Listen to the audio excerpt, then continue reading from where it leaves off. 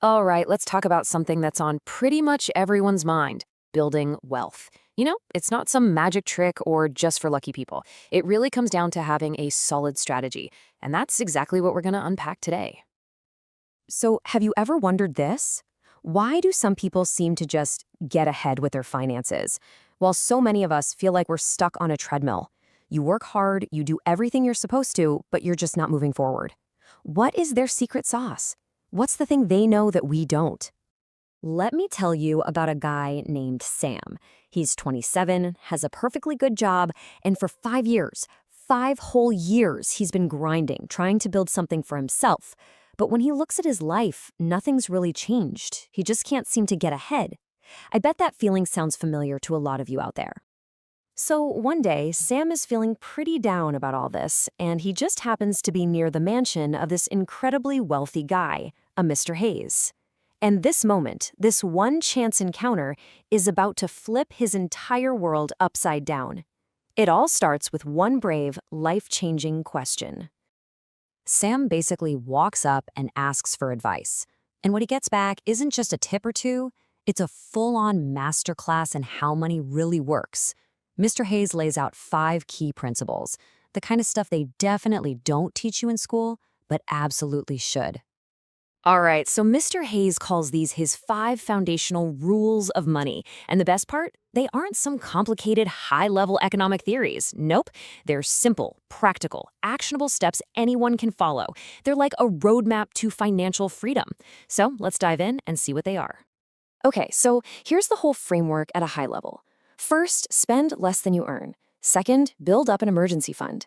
Third, invest in yourself. Fourth, start earning more. And number 5, create passive income. See how they kind of stack on top of each other? Each one sets you up for the next. Okay, rule number 1. This is the big one, the bedrock of everything. Spend less than you earn. Think of it like this. You can't build a house on shaky ground. If you're spending everything you make, or worse, more than you make, you're on shaky ground. Building wealth becomes literally impossible. It all starts right here, creating that space between your income and your expenses. All right, so now that you're saving some money, what do you do with it? Well, its first job is to become your emergency fund, because let's be real, life is unpredictable, right? The car breaks down, the water heater goes, you name it. This fund is your financial safety net. It's what stops a small problem from turning into a full-blown crisis. Now, this next one is a real game changer. It's a total mindset shift. Mr. Hayes says that before you even think about buying stocks or real estate, the number one investment you will ever make is in yourself. Seriously, in your own skills, your knowledge, your abilities. And we're not talking about something abstract here. Investing in yourself is super practical. It could be signing up for a course to learn a new high-demand skill. It might be buying better tools so you can do your job faster and better. It could even be just dedicating time to reading books and becoming a true expert in your field. And you see, that investment in yourself leads directly into Rule 4. Start earning more. It's a natural progression. As your skills get better, you become more valuable. And when you're more valuable, you can start moving away from just getting paid for your time to getting paid for the results you produce. That's a huge leap. And that brings us to the final rule, the one that really changes the game: creating passive income. This is the end game, folks. This is where you take all that extra money you're now earning and you put it to work.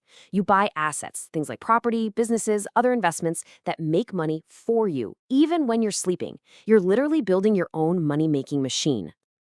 So you might be thinking, okay, a money-making machine sounds great, but how do I actually build one? Well, there are a ton of ways, right? Stocks, real estate, you name it. But just to see how these ideas of risk and reward play out in the real world, we're going to zoom in on one really interesting example: currency trading. Yeah, this is how a lot of people dip their toes in the water. They've got their regular job, but they start exploring another market on the side. In this case, we're talking about the foreign exchange market, or what most people call Forex. Basically, you're trading one country's money for another, betting on how their values will change. Like with anything new, before you can play the game, you gotta know the lingo. So let's quickly run through a few of the key words you'll hear all the time in trading. First things first, currency. Super simple, right? It's just the money a country uses. US dollars, euros, Japanese yen, you get it. So when you're trading Forex, you're really just making a bet that one currency will get stronger or weaker compared to another one.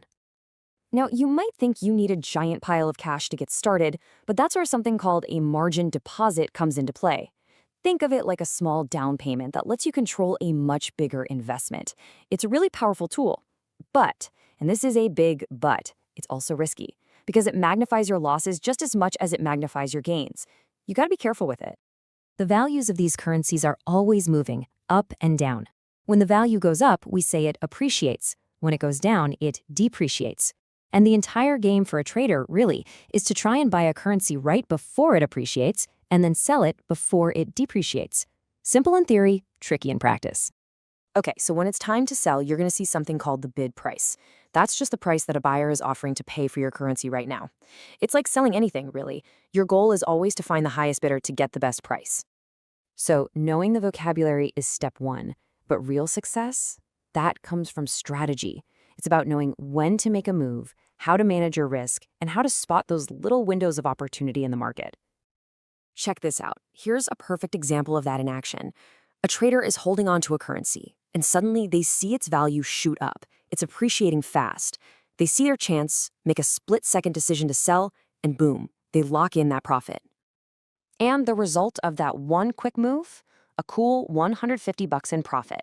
Now, it's not a fortune, but it's a perfect little example of how knowing what you're doing can lead to real, tangible money in your pocket.